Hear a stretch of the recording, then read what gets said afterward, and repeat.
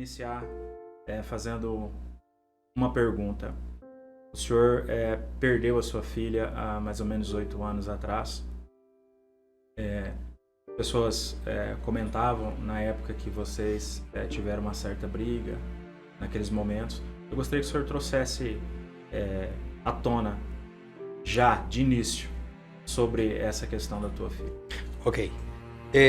Primeiro, eu gostaria de anteceder um pouco a morte dela, para contar que antes, muito bem, 9 anos antes, eu era um alcoólatra e tive bastante problemas familiares.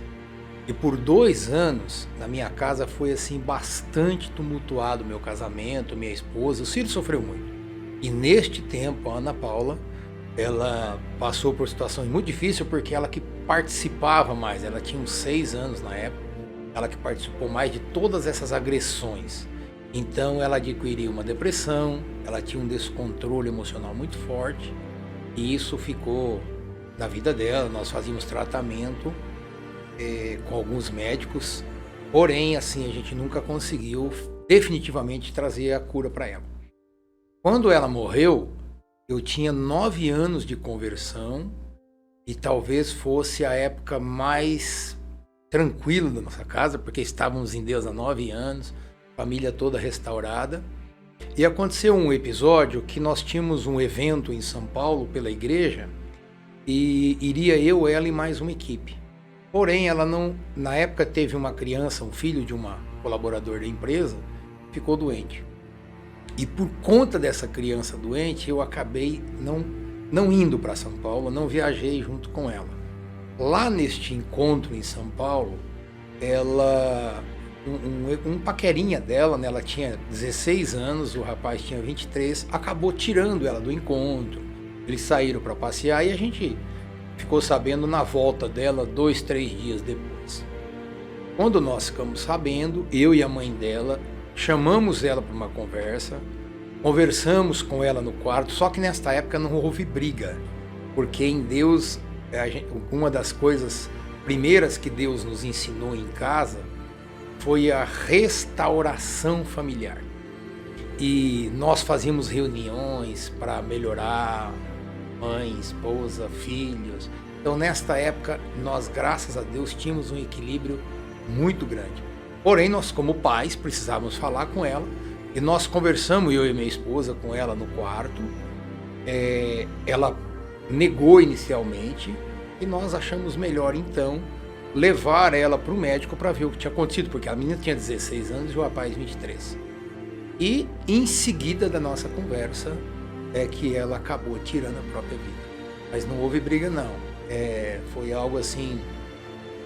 Depois que a gente juntou os fatos, durante o dia ela já deixou uma carta escrita, escreveu essa carta na escola. Uma professora que percebeu, não soube o que estava acontecendo, mas depois relacionou os fatos. Eu estava viajando neste dia, né? Eu estava viajando a trabalho, e ela escreveu uma carta contando a minha viagem, contando que o pai chegaria e ela iria. Ela deixou uma carta escrita, inclusive para que todo mundo saiba, ela se preocupou tanto com os pais. Era uma criança, 16 anos, uma criança.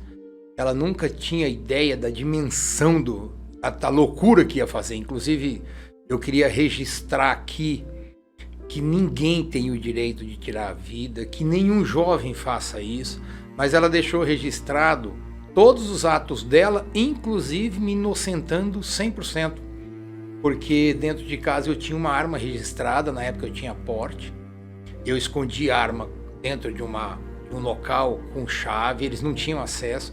Ela escreveu tudo isso, dizendo inclusive que já havia encontrado a chave, já havia pego a arma, ou seja, ela deixou tudo escrito.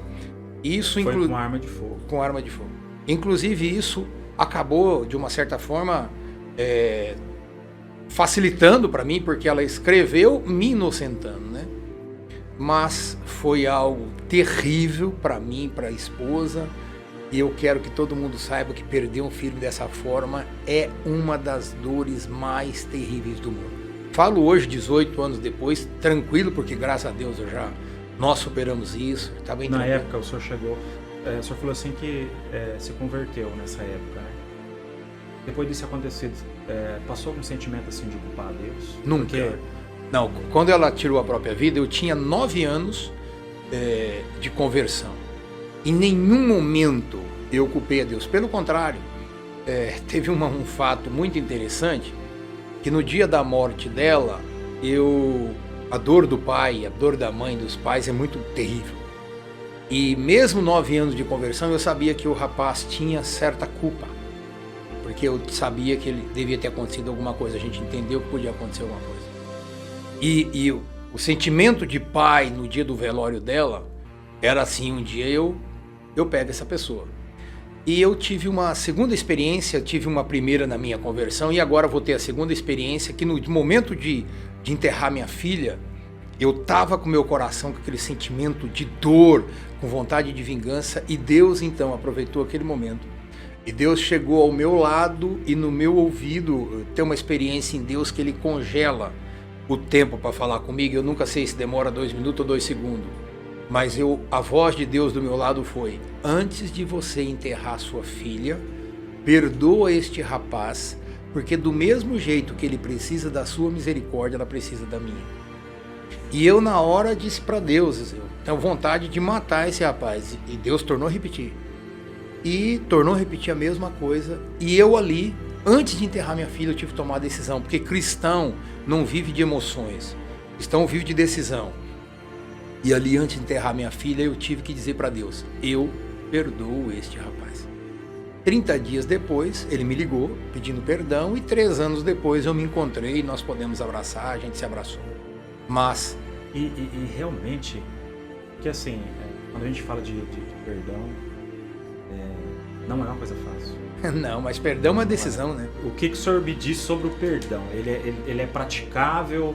Ele é uma coisa que nasce do nada? Vamos lá, eu preciso praticar isso? Eu preciso dar, na sua opinião? Ou de repente eu amanheço e perdoei?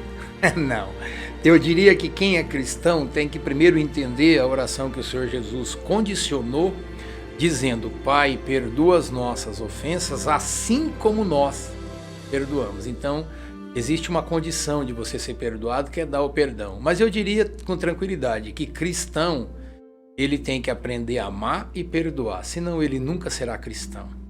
O grande segredo da vida, inclusive quando você conhece a palavra de Deus, é praticá-la. Não é dizer para os outros, pregar para os outros, é vivê-la.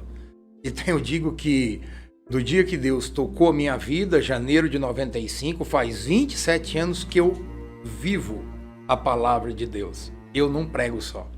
Acho que o segredo é esse.